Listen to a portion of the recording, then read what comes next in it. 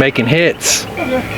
Making hits. What is up, guys? MACABESPEED coming at ya. Great episode today for the Defender 2 crowd. I know based on the fact that the weather's been absolutely in California for the last 40 days and 40 nights, you guys have been asking one question in your minds. How do the standard length barrels in the Defender 2 compare to the barrels that are significantly shorter for the compact version? Today we're going to go ahead and answer that question both across the chrony as well as effectiveness, accuracy on target, and see exactly what we come up with.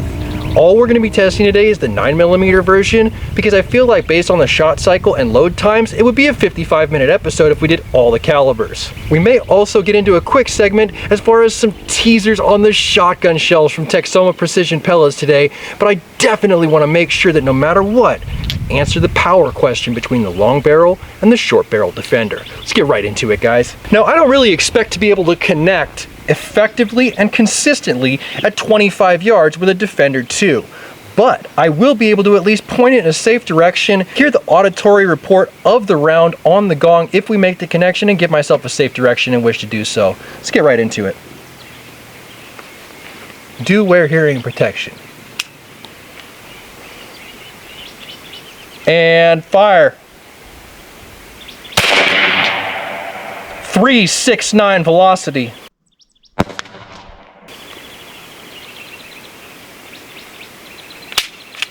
No fire. No fire.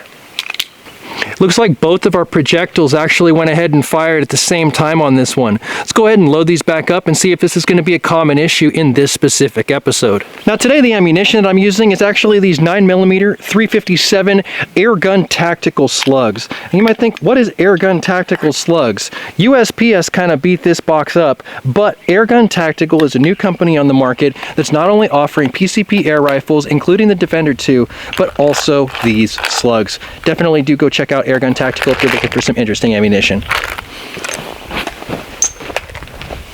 Now this specific ammunition is one of the ammunitions that I definitely do defer to in the 9mm Defender because of the fact that it has absolutely no problem whatsoever seating fully down the barrel.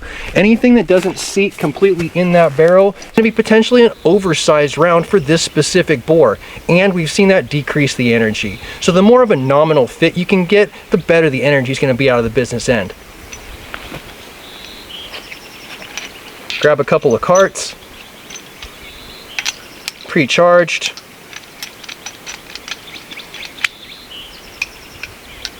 You can always tell that your cartridges are going to be charged based on the fact that they pop up in the back like this.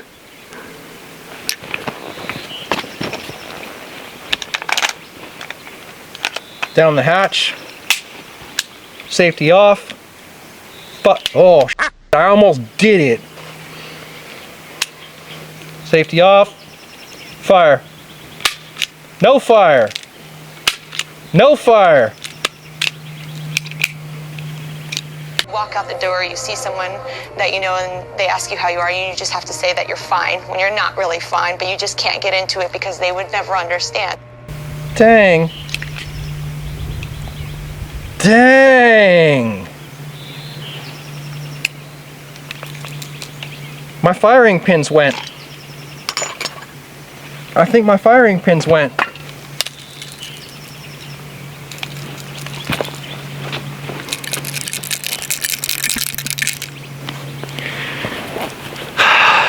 Unfortunately, something that's been incredibly reliable for me up to this point is actually proving to go ahead and fail in a controlled environment. Now, I know that there's been issues as far as the firing pins is concerned, and I've already gone ahead and repaired these firing pins once before. I definitely need to make the effort and follow through and really get the ball in the end zone as far as getting some new firing pins, it looks like. I'm not sure what it is about the Defender 2 that's currently giving it this malfunction, but it seems to have happened on both of the Defender 2s that I currently have.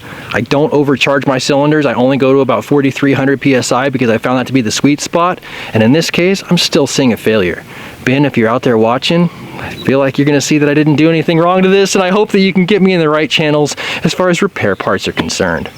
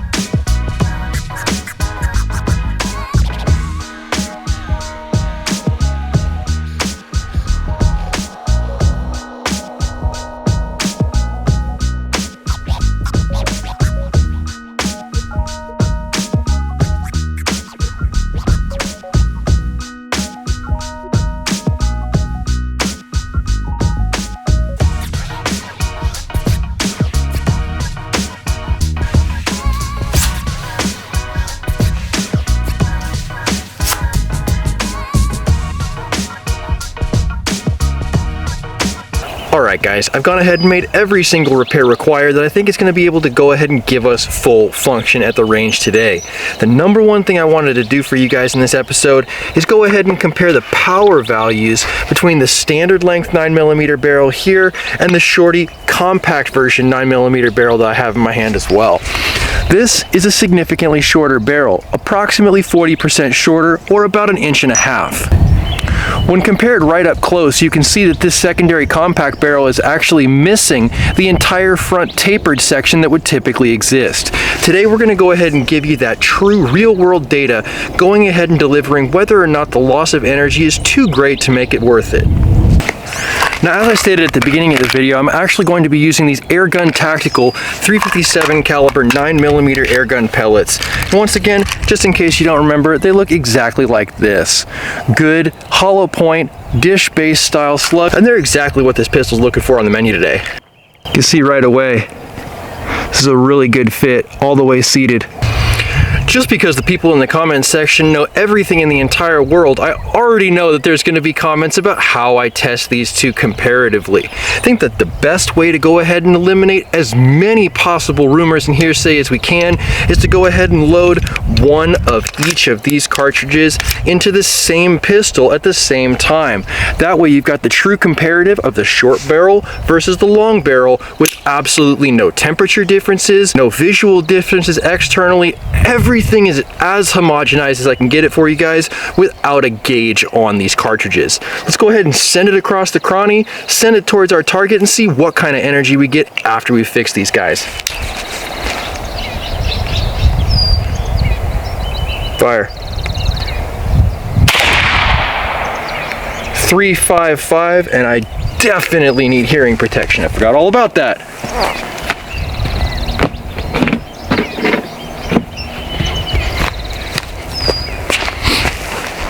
355 was what was recorded with this guy right here, and you can tell because this one's been blown. This cartridge is still intact on the long barrel. And once again, that velocity was 355 feet per second with a 110 grain slug.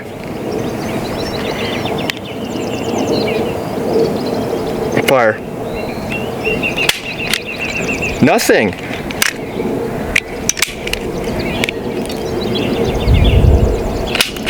Nothing! What is going on?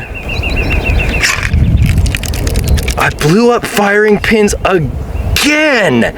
Even with my fix. God, I've got to get some good factory ones. This is egregious. Good thing I got a second one, right? Pull off my compensator.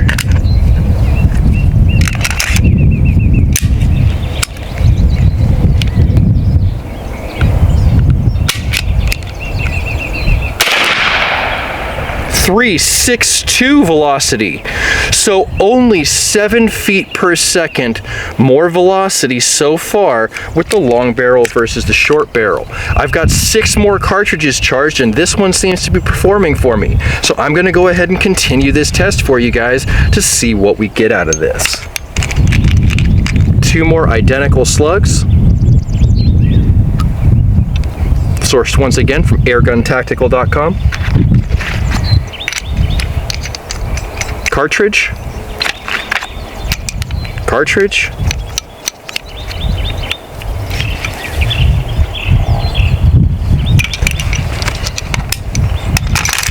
That pisses me off so much that my fucking snap ring fix didn't work on those firing pins.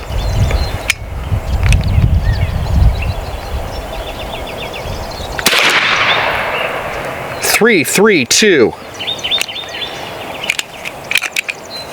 And that was the long barrel. Short barrel. 336. So it's possible that we might not be losing any velocity. Let's continue. If that's the case, I'm gonna be shocked because at that point it makes it worth it to cut every single barrel I own. Typically you would not expect this. The whole theory behind this is as long as the barrel is containing the air charge in the pellet should be accelerating, at least to the point where the drag outweighs the propulsion. In this case, it doesn't seem to be making a difference.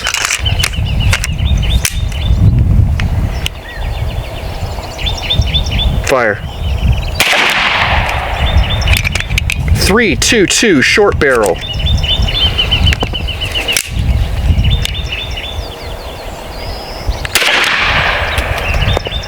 2-6-7 long barrel. Final 2 cartridges that I got here. There hasn't been any great deviation either between these two. I'm extremely impressed. Like, I can't tell you how impressed I am. Because I mean, like I said, this makes it viable to have a shorter package with the same energy. Fire. 338, and that definitely hit the back of my cranny. Oh wait, no. Made it all the way back here. Huh.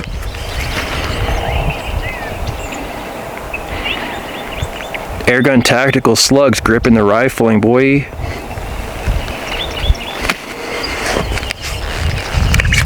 .338 velocity for the last one of the short barrel. Long barrel. Hiss. Just got a hiss on that one. We got a nice solid strike there in the center, but we didn't get a discharge. Interesting, very interesting. I think that the very last thing that I want to do for you guys in this test to really give it some solid validity is to test a secondary form of ammunition and see if I get the same close, almost homogenized readings that we got from the airgun tactical slug. These harder than dead soft legs from Texoma Precision pellets have been coated in a wet powder coat and cured at 450 degrees, making the lead airgun slug underneath this potentially dig deeper due to the hardness of the shell. Now don't get this confused, this is not a firearm bullet. This is an airgun slug that has been coated with a wet powder coat by Texoma Precision pellets. Let's check it out. Same great fit that we saw previously, nice nominal fit. Nice morning light really giving us a good show there. All we have left to do is charge up some cartridges and see what happens.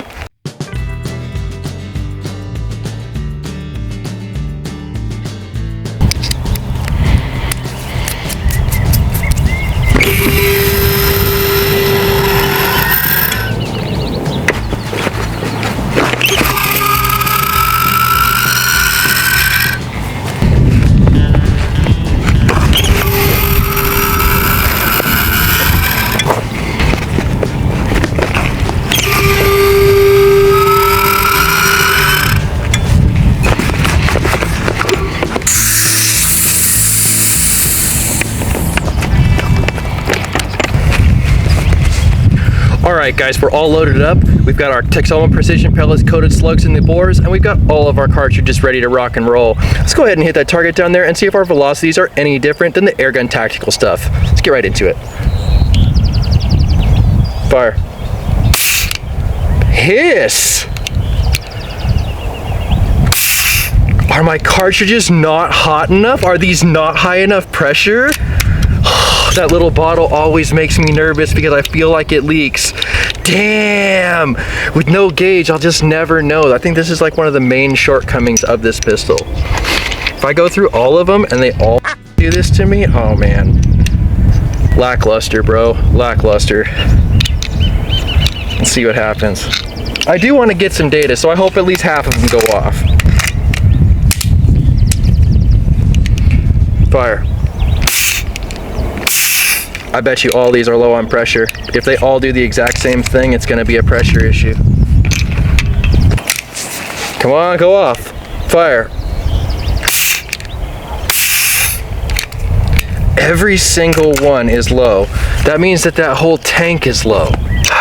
6 burst discs down the drain. If I fill these cartridges on this big tank and they all go bang, having seen that they all go hiss, we're dealing with a pressure issue.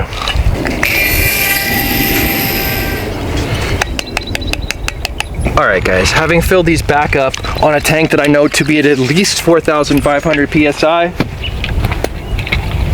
I'm interested to see whether or not we have better results. If we get, you know, 7 out of 8, 8 out of 8 to go bang at this point, then we definitely were dealing with a pressure issue on our previous segment, and that's gonna mean we need to address that Benjamin tank. The old soapy water tank might be what we have to look at, but having seen the fact that I dropped that tank on the ground and broke the gauge off once already, I'm not surprised. Let's see if we can get some fire out of this thing. Fire. Fucking perfect. 350. On the long barrel. Long barrel. Too excited. Short barrel. 276. That's the first time I've seen a major difference in velocity. Wonder what's going on there.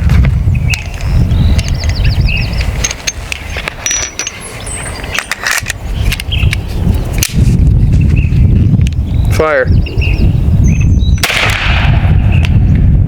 276 again. Short barrel.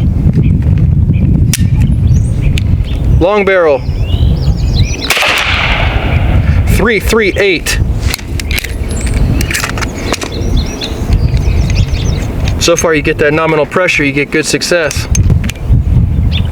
Fire. 309. Short barrel.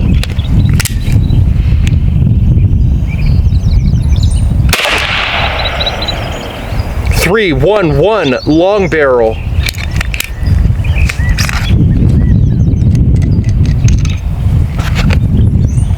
Final 2 cartridges. Every single cartridge that went hiss previously is now going bang with nominal pressure. Same gun, same segment, same temperature, relative humidity, phases of the moon, it's all the same, just the pressure. I think that kind of points to the better care that you take as far as filling your cartridges, the better care this pistol is going to take of you. Last set. Fire. 333. Long barrel.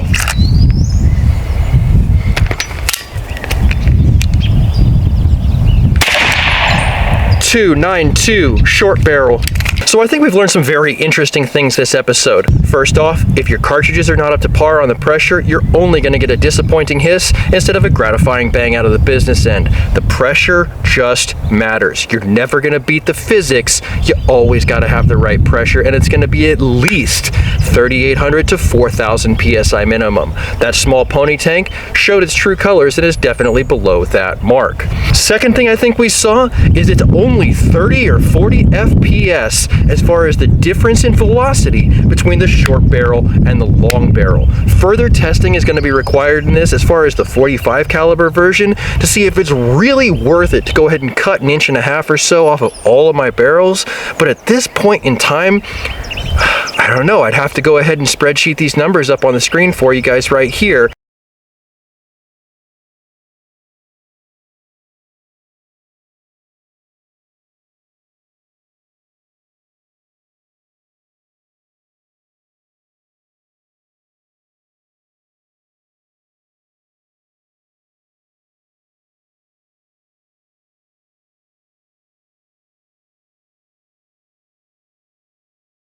But I think that it might be worth it, at least for my own personal needs, to have the smaller form factor of shorter barrels. Can't say this with certainty without performing the 457 test for you guys in a later episode, but I definitely have a good feeling having cut the barrels initially with my 9mm. I think it's gonna be a great place to go ahead and end today's video, but if you like today's video, give it a thumbs up. You wanna see more content like this, make sure you subscribe for more with that notifications button so you can stay current on the channel as well as when these videos come out. If you really like this video, make sure you share it so somebody else can see it, and I'll catch you boys in the next one.